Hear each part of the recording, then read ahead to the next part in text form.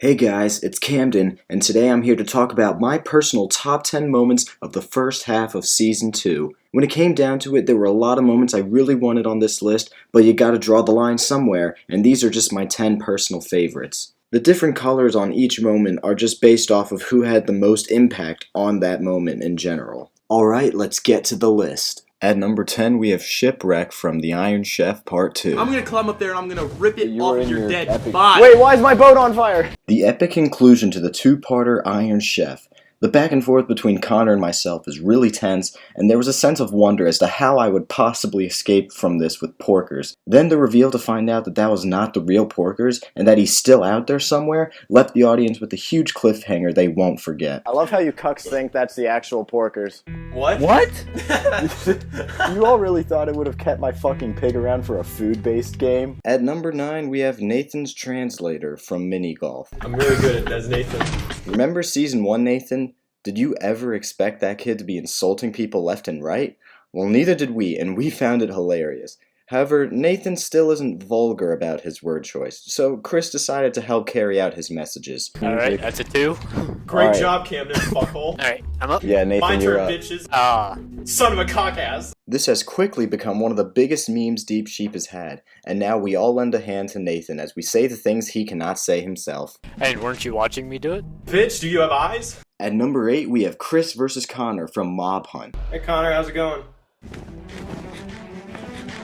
This was a battle scene and a chase scene wrapped into one, and the tension gets you invested right away when you hear that subtle music change. This wasn't just a run up and whack each other until someone dies kind of fight. It was all over the place. It involved tactics like running away, golden apples, and even Enderman, and the Ender Dragon got involved. And the way Chris is able to defeat both me and Connor, even when the odds are against him, shows his skill. Me and Connor are fighting each other with Enderman beating us up.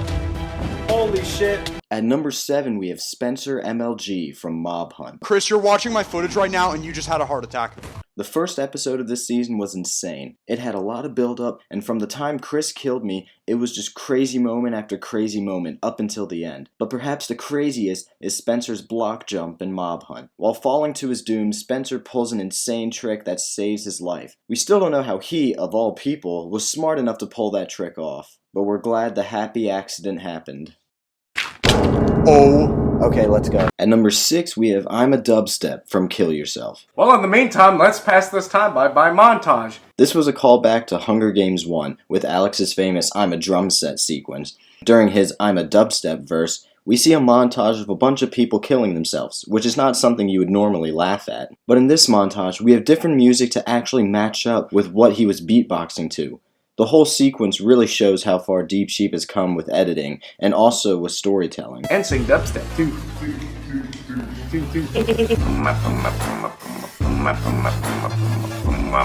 I'm a dubstep. At number 5, we have The Return of Gerald from Iron Chef Part 1 and 2. No! Make him a reality! A lot of people were mad about the cliffhanger and the reveal that the Iron Chef was going to be a two-parter, but the true fans understood that this meant they were just going to get a whole one more episode than what was promised.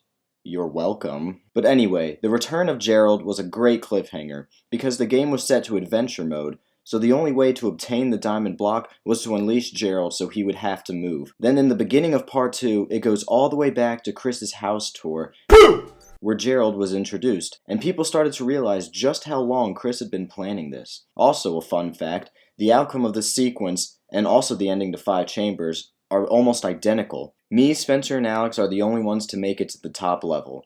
Spencer takes the charge in the attacks. Me and Spencer both die, however Alex lives. And also that callback to Robbie's hunger fail in Mob Hunt was pretty cool too. Ah, leap of faith, baby! It worked! Oh my god! At number 4, we have The Four Horsemen from Kill Yourself. Ensemble! What the? Oh my god! I'm not sure everyone understands the phenomenon that is these skeleton horses. This was filmed before the update that allowed you to spawn them, so there was no other way to get them than the way I'm about to explain. First, a horse has to get struck by lightning, which is hard to do in itself. Then, that same horse has to get struck by lightning a second time, and it will turn from one skeleton horse into 4 horsemen of the apocalypse, and they'll fight each other. Back when we filmed this, we didn't know this was even a thing, And the fact that Spencer caught it on camera only maybe 30 seconds after the game started is astonishing. It's also interesting because as of now, we found 3 of those horses, but we don't know where the 4th one is. It could be dead or it still may be out there. And who knows if we'll ever find it. Ensemble! What the? Oh my god! At number 3, we have Prison Break from Iron Chef Part 1. Holy shit! Behind camera, Robbie actually replaced Connor's prison walls with silverfish stone, and after the mayhem with the creeper, Connor may have gotten a little too close to it and blew up his own home. And then silverfish started running around everywhere. The reason this is one of the top moments is because of how unexpected it was, and also everyone was involved. All 7 members were involved in this moment. Oh my— No!